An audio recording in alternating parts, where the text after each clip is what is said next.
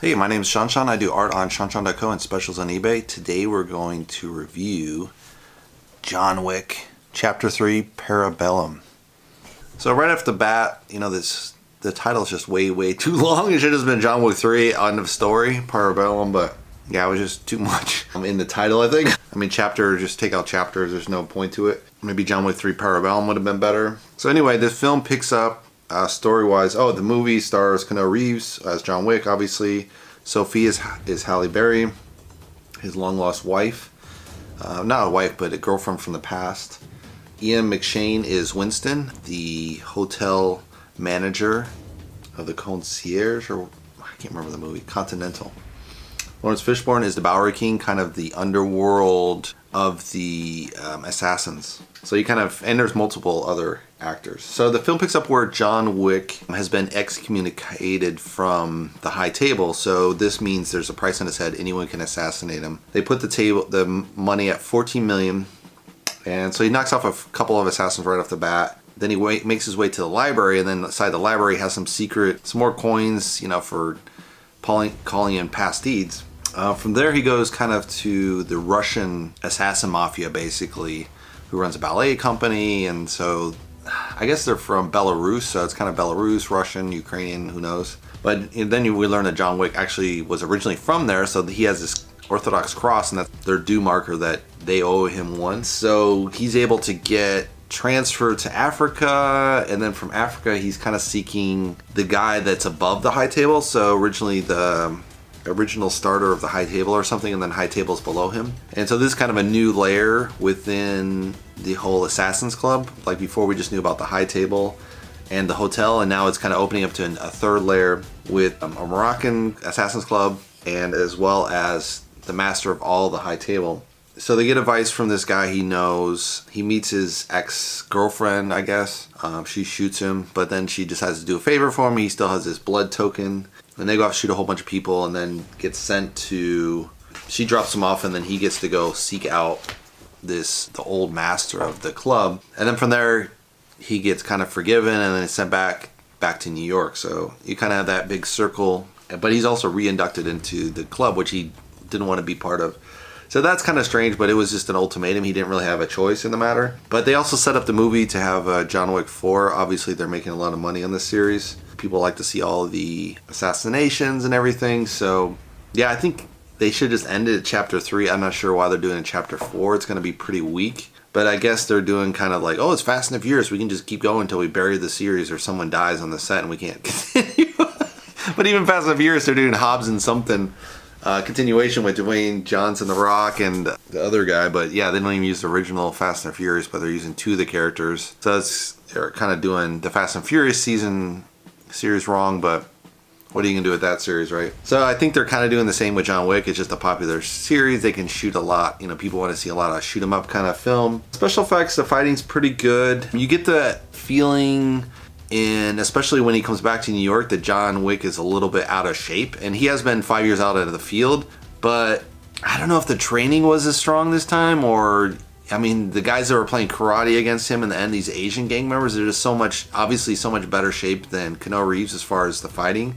So it doesn't really make sense that he's able to defeat them in the end, and they're kind of the ultimate bad guys. And, well, not the ultimate bad guys. They have some other guys they send up with machine guns, and he dices them off. But, yeah, the ultimate villain, who's kind of this judge figure that's going around putting all the judgment against him and all his former allies, she's never punished, and that's kind of setting the stage for John Wick 4, obviously, if this film does well.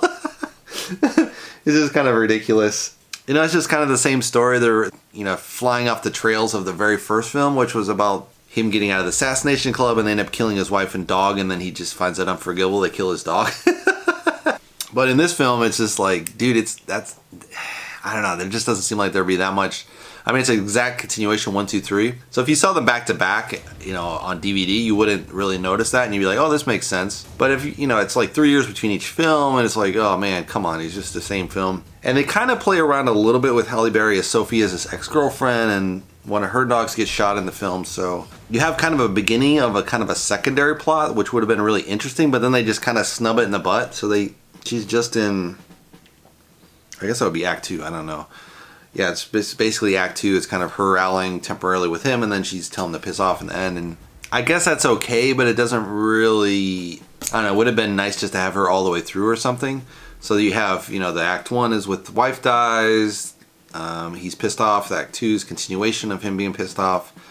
And then this third film would be kind of maybe he meets with his girlfriend, and maybe he rescues the daughter, which he had done in the past. But they didn't set up the stage for something interesting as far as a different continuation of him with his girlfriend, this ex-girlfriend, Halle Berry. But I mean, it was okay the way they did it, but it would have made more sense, I think, to go along with that plot line. Maybe she takes over. Maybe John Wick dies and then she's out for her dog, or I don't know. Probably wouldn't have been strong enough. Obviously, people want to see Keanu Reeves fighting, not necessarily Halle Berry. Yeah, I mean, some of the fight scenes, it doesn't look like, I meid they did a lot of preparation. I think Keanu Reeves did a pretty good job. But since they made these Chinese gangs so ruthless in the end, you're just like, why did they lose, you know? Because they gave him a couple chances where they could have killed him and they don't. And they're just like, oh, let's keep fighting. This is fun. And you're like, you're fighting to the death. You got to make it serious in that aspect. You can't make it kind of a joke like, you messed up. We were just training. You're like, no, it's a film, dude. You're not training. You're supposed to be killing each other. So in that aspect, I'm not sure if I like that. They have this really nice glass scene where they're fighting in and out in between the shadows. So that's kind of interesting. And I did like the idea of the hotel being deconsecrated. So then the hotel, they can fight in the hotel now, which before it was kind of sacred land. If you made it to the hotel, no one could kill you there, and you had to wait till you were outside the hotel, which is what happens in, I think, 2, where he gets in trouble. He actually breaks that rule. And so here the hotel kind of sides up, and they have this huge battle in the hotel. So that part I liked as well. And that's kind of like your Act 3, right? Yeah, I don't know. It would have been kind of nice, better stage with the Bowery King, and, you know, his gang's basically finished off. The Russian gang is kind of finished off just by the Chinese gang. And I mean, they're totally badass and it makes sense. They work for the high table, but I don't know. It just kind of sets the stage. I mean, it's just an endless shoot 'em up movie, right? So there's not much more definition of that. It's not like The Matrix where there's a lot of philosophy behind it. So, I mean, it's kind of wearing thin, I think, as far as a film. You know, I just saw it because I know it'd be a blockbuster and I thought it'd be kind of fun. I know my brother and nephew, they want to see it and they're like, oh, let's go see that. You know, let's go see him shoot 'em up and kill all these people. And you're like, okay, but there's no real, there's nothing, at this point it's just they're beating an old plot to death just because people want to see people shoot up. So anyway, it's kind of a fun movie. I wouldn't say it's excellent. That's my review.